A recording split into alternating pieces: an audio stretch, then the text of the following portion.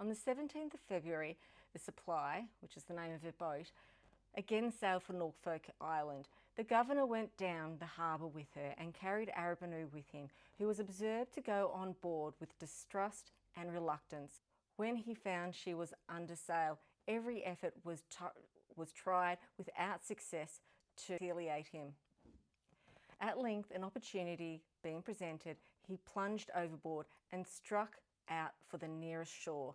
Believing that those who were left behind would fire at him, he attempted to dive, at which he was known to be very expert. But this was unattended with a difficulty which he had not foreseen. His clothes proved to be so buoyant that he was unable to get more than his head under the water. A boat was immediately dispatched after him and picked him up, not without struggles and resistance on his side. When brought on board, he appeared neither afraid or ashamed of what he had done, and sat apart, melancholy and dispirited, and continued so until he saw the governor and his other friends descend into a boat, and heard himself called upon to accompany them.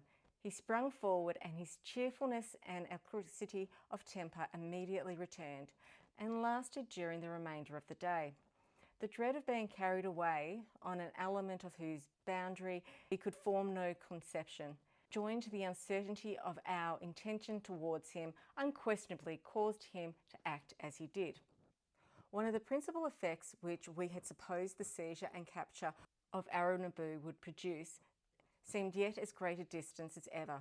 The natives neither manifested signs of increased hostility on his account, or attempted to ask any explanation of our conduct through the medium of their countryman who was in our possession, and who they knew was treated with no farther harshness than being detained among us. Their forbearance of open and determined attack upon can only be accounted for only by recollecting their knowledge of our numbers and their dread of our firearms. That they wanted not sufficient provocation to do so will appear from what I'm about to relate.